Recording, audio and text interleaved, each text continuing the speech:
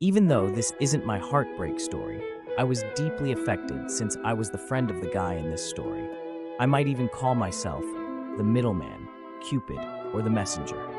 A few years ago, when I was in high school, I moved back to my old school due to some problems I've had with the school I moved in. All my friends welcomed me back, and I see new faces too. There's this girl, a classmate of mine, really pretty, and she has a really good singing voice. Never really expected to be close with her, but she was really friendly, so we got to know each other. I'm gonna call her Haley.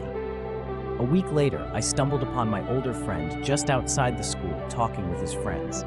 I didn't want to bother him, so I was just gonna pass by, until I heard his voice saying Haley's name and describing how beautiful and pretty she was.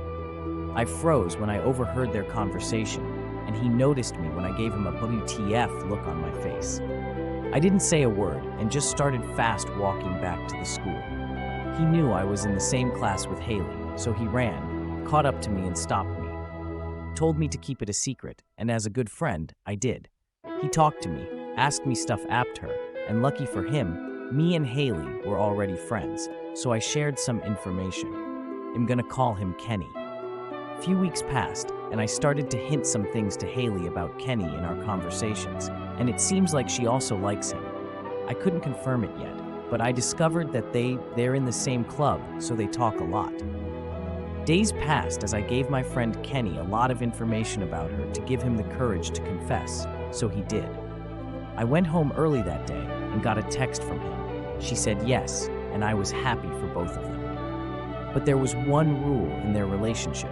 They couldn't make it public as the school was really strict about it, and scariest of all, Haley's parents were against her in being in a relationship as she was still too young. I teased her all time about Kenny, and she always gets flustered and has this really big smile on her face.